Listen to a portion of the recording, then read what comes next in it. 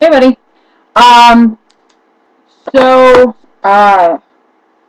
trying something different with my hair. We'll see if it works out. I'm fixing to leave. That's why I have so much makeup on. On the camera, I look kind of hoary, but it's really not that bad in real life. At least I hope not. But now I feel like I need to, like, wipe my lipstick off or something because it's like, really intense. Anyways, I tried to record a video. I did record a video last night. And sent it, and then it disappeared into the abyss of the internet like it does.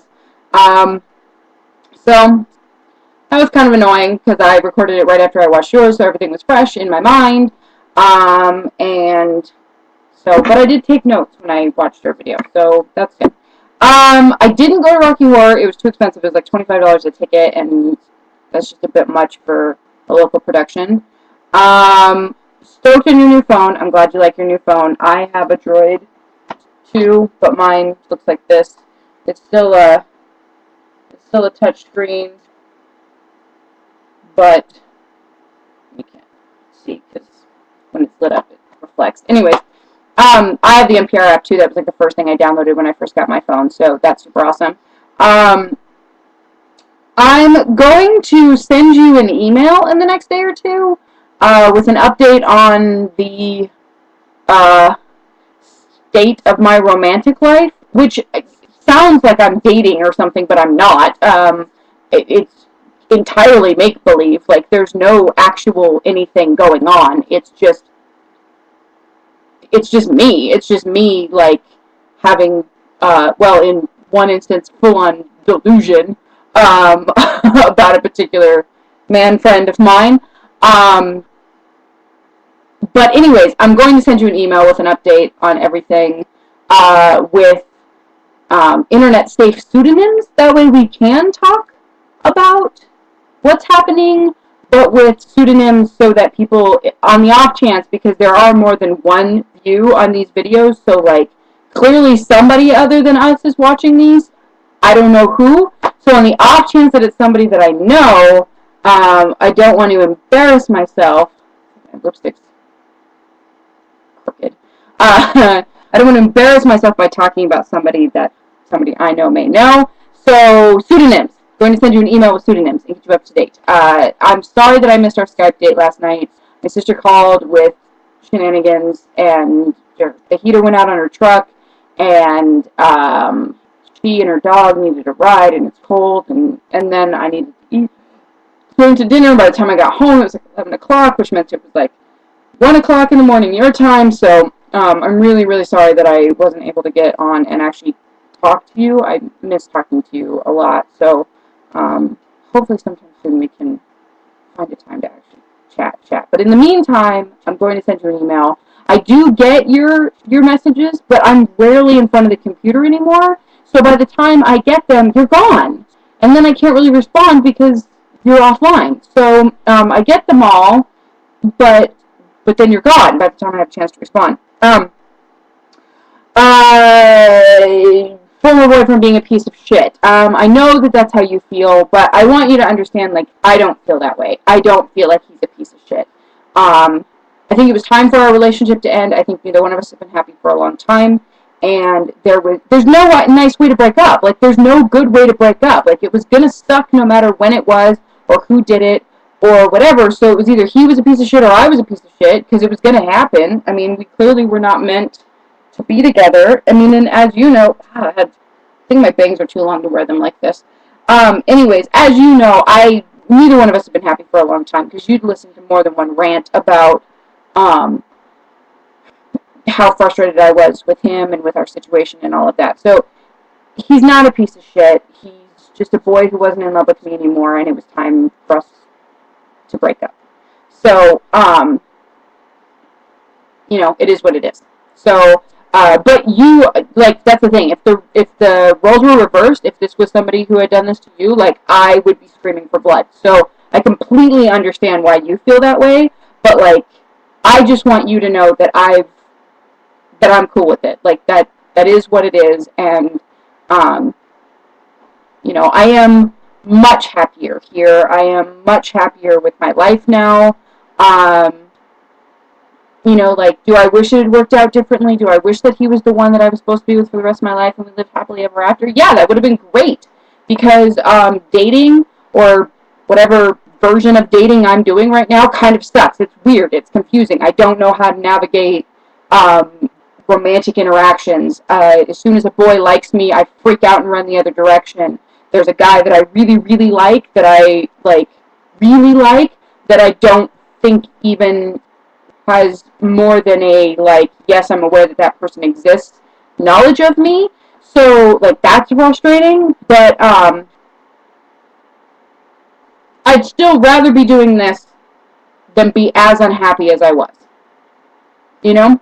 So, anyways, that's like a full 3 minutes of me talking about my ex-boyfriend. Over it. Done. Speaking of which, today was Brandy Bell's birthday, by the way. So, she's awesome. I sent her a message on Twitter. The Lori Nataro fiction that you were talking about, the book that you read that I lent you, was There's a Slight Chance That I Might Be Going to Hell, which was semi-autobiographical about her and her husband moving from Arizona to some sort of town in, Oregon or Washington or something. I don't know what other fiction she's written, though, so I'd be interested to see what other... I still haven't finished reading I Love Everybody and Other Atrocious Lies. That one kind of, she's sort of lost me on that one. It just kind of stopped being funny. So, but I like her Diary of a Fat Bride and Action Adventure Girls. Secret Alaska Handshake. You mentioned when I said that I had run into Hair Crush in the coffee shop and that we had a conversation.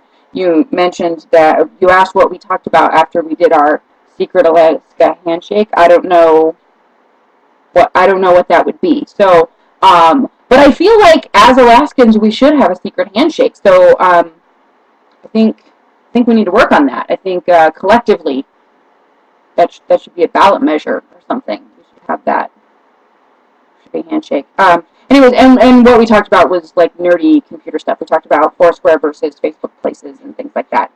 So it wasn't it was normal people conversation. It wasn't anything telling or flirty or anything even remotely approaching that. Senate election. Okay. Murkowski won. Thank God. She is still a Republican. She was the write-in candidate. She didn't win the Republican primary, so she ran as a write-in candidate against Joe Miller, who did win the Republican primary. Joe Miller is a fucking wackaloon and crazy, far-right conservative. So we're glad he didn't win, though not entirely stoked that Murkowski won. But still better than Joe Miller, and it was one of those, anybody but Joe Miller sort of situations. I did vote for the Democratic candidate. I voted for Scott McAdams, who's a super nice guy out of Sitka, Alaska, with absolutely no experience.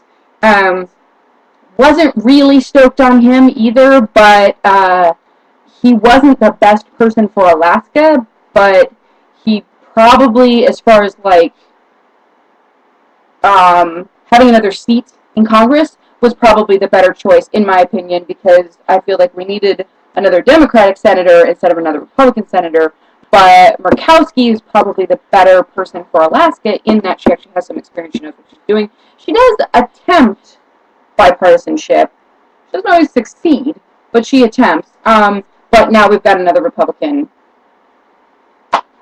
in the Senate. So, it is, it's how it shook out. Got a Republican senator, or a Republican governor, the guy that Palin appointed. So that's not awesome, but he's not horrible. Not the guy I voted for either. Nobody I voted for won. So that kind of sucks. Super stoked that Engel didn't win in Nevada, by the way. I was at Pub Quiz, and they had MSNBC up on the TV, and when I saw the results come in, it was the middle of a question, the whole bar's quiet, and I was literally yes! And hands up, double-fisted, yes! And nobody understood what the fuck I was cheering at because it had nothing to do with Alaska. But it affects Alaska too, in that we didn't want Angle voting on national issues. Like, all Senate races affect everybody because those people make decisions for all of us, not just the state that we're in. So, stoked that crazy cuntbag did not win. So that's good. Agree with you about Harry Reid, though. You know, it's unfortunate, but he's a Senate Majority Leader. That's good for Nevada. Hopefully somebody better challenges him in the next round. So, we'll see. Going to see the Builders and the Butchers next weekend, which is the band that the night that you were moving out of your apartment, I had to download their CDs on my iPod, like on your balcony. I was trying to get Wi-Fi from your neighbor or whatever. I think that you should really listen to them. I think you'd really like them. They're very up your alley. But anyways, they're playing up here next weekend, so I'm going with my friends. A lot of them, like everybody I know is going. Sarah Joe used to is like really good friends with the lead singer, so he's playing another show on Thursday, a solo show on Thursday. Then he's going to be on her podcast on Sunday. There's a chance that he's going to come play the open mic at my tea shop on Thursday. Maybe, probably not because he's got another show, but he might stop by. Anyway, so that's kind of cool. I'm looking forward to that because that's the closest thing to like a real concert that's happened up here since I've been here. So that's I really missed going to shows. Girls group is going great. I love them. Yesterday or Friday we were our theme this week was positive body image, healthy living, and healthy lifestyles.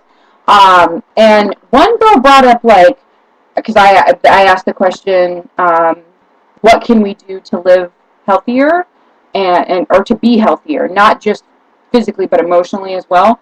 And so they were like, I'll eat our vegetables, listen to our parents, try to say nice things about ourselves, the normal things. And then one girl was like, yeah, I don't want to turn into a fat slob.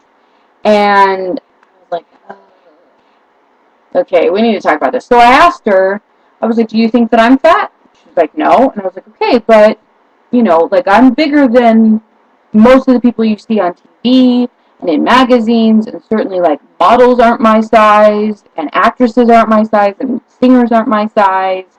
And I was like, I'm the biggest person in the room, so does that make me fat? And the whole room, no, you're not fat.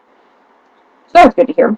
But it was really cool to be able to have like a, like a real world conversation about like, okay, fat is subjective. What may be fat to you isn't fat to somebody else because this is a healthy body weight for me. Like, yes, I can stand to lose a couple of pounds, but like, I'll never be as skinny as this girl is because my bones aren't that skinny. So that was kind of cool to have that conversation. So I found out I'm not fat, I dress like a famous person, and Miley Cyrus is a slut.